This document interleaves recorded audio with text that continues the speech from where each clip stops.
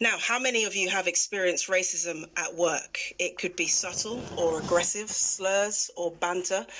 If you have, then you're not alone. A recent report revealed that 75% of women of colour have experienced racism at work. 2/3 say they often change themselves or their appearance to fit in. The report comes from equality charity, the Fawcett Society, and race equality think tank, the Runnymede Trust. Zaimal Azad is one of the co-authors of the report and senior campaigns officer at the Fawcett Society and joins us now. Now, I'd like to point out as well to all of our listeners that some of this may be triggering what we're about to discuss. So I would just like to warn you before we get into it. But Zaimal, good morning to you. I have to repeat those figures because they're quite astonishing. 75% of women of colour have experienced racism at work. 61% change themselves to fit in. How surprised are you? Morning. Yeah, I think the sad part is that none of this is really surprising to women of colour, is it? So they're really shocking figures, but all of the women of colour we spoke to, or when we launched yesterday, they're not that surprising to them because this is their everyday experiences. And, you know, over 3/4 experiencing racism, including over 1/4 experiencing racial slurs, is, I think it just says that we really need some urgent action taken both by government and employers to start to make progress on this. Now, of course, racism comes in many forms. So what are we talking about? What were these women experiencing? What sort of behaviours? Because it's not just words, is it?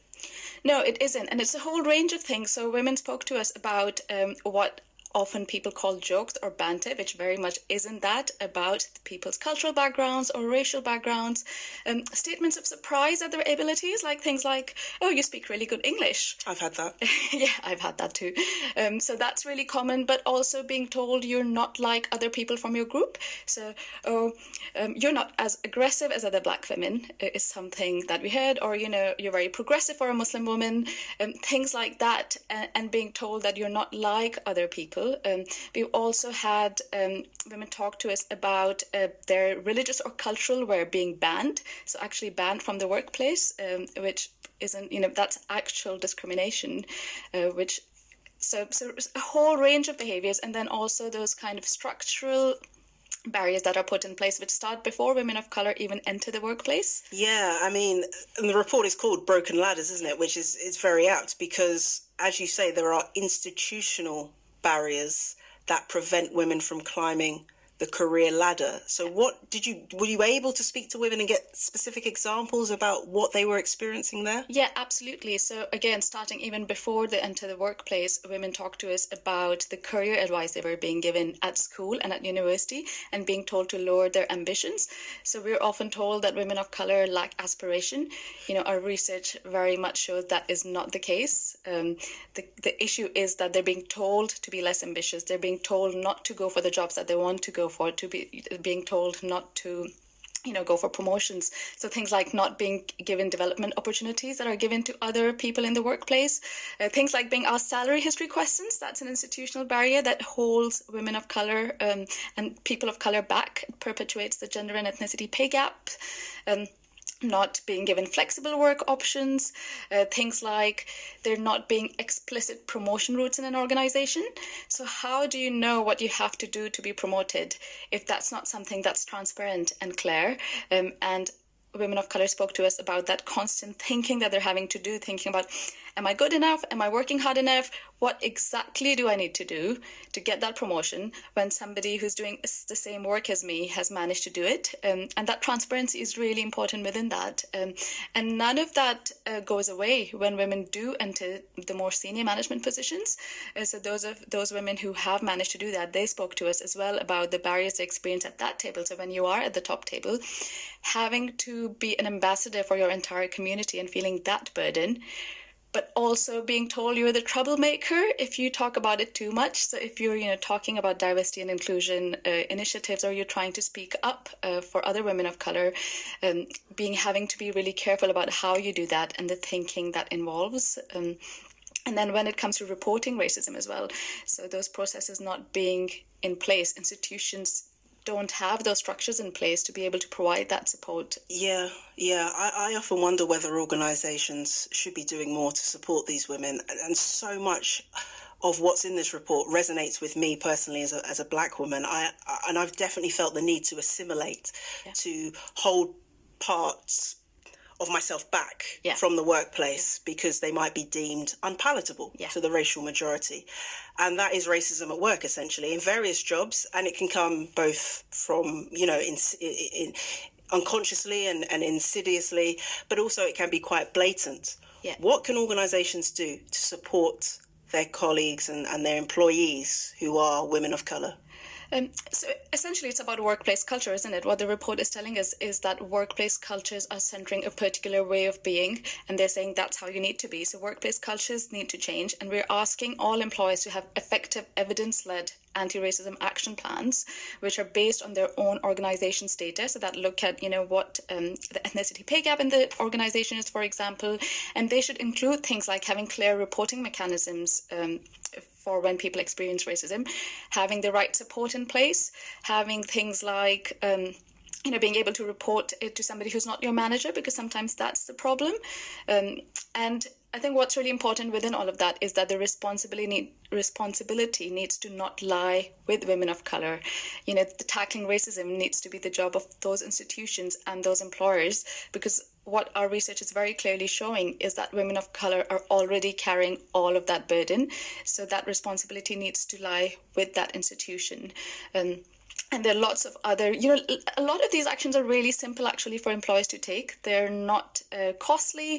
Things like advertising salary bands, things like not asking salary history questions, having clear promotion routes, having training for managers. Again, a really simple one. Managers should be provided with the support to ensure equitable promotion outcomes for everybody. And also things like any training, so anti-racism training, but training that's meaningful and training that's linked to clear objectives, and all of the monitoring of these plans should be reported on at senior management level. So it needs to be a priority for organizations. How much of this is unconscious when it comes to racism in the workplace, or do people know that they're doing it? Yeah, that's a good question, isn't it? I think it's a mix. I think it is a mix, but we have to be careful not to put all of that, to excuse all of it as unconscious bias, because not all of this is unconscious. Because I think people would listen to this discussion and say, well, I'm not racist, I've never said anything racist, but don't necessarily realise sometimes the impact of what they're saying, particularly to women of colour. Yeah, absolutely. And so a quarter of the women we spoke to said they'd experienced racial slurs. That is not unconscious. Racial slurs are racial slurs, and you know that. But then when people are saying things like, some of the more institutional stuff, or I think it all comes from the assumptions we have. A lot of these things do come from that, which is why we need that training, which is why we need that cultural change, and we need to be having these conversations in the workplace.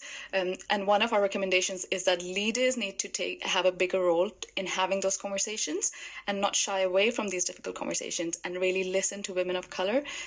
So one of the things we've proposed is that organizations should have stay interviews, so as opposed to exit interviews, to try gain that insight from women of color about what their experiences are in the workplace, so that they're not losing that talent and they're able to retain those, really talented women of color who are doing great work. And it's really good for those businesses to retain them and create an environment in which they can thrive. Now, the report does differentiate between the different groups within the term women of color. We'll come to that in just a second, but some people might have a problem with the term women of colour because it suggests that we're all just one homogenous mass. What do you say to that? Yeah, the issue of language is really important because there isn't one term that everybody agrees on. So we've chosen to use women of colour because when we spoke to women, that was the one that most women related to. But breaking down those experiences is really important. And one of the unique things about this research is that we've really looked at what those experiences are for individual groups of women, both from ethnic minority backgrounds, but also religion. Yeah, and there were differences. There were huge differences. And that's really important because even though there's a lot of commonality in our experiences, and racism is the root of that, but the way those experiences manifest is based on different racial tropes. So for example, Muslim women talked to us about the assumption that they should be submissive and how when they're not that's perceived as a problem.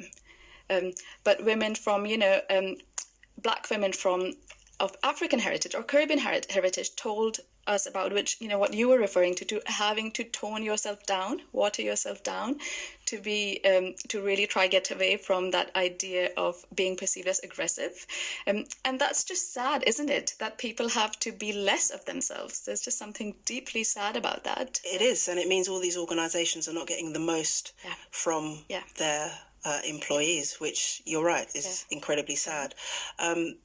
Zaimal, thank you very much for coming on the programme this morning. Zaimal Azad there is one of the co-authors of that race report and senior campaigns officer at the Fawcett Society. Now,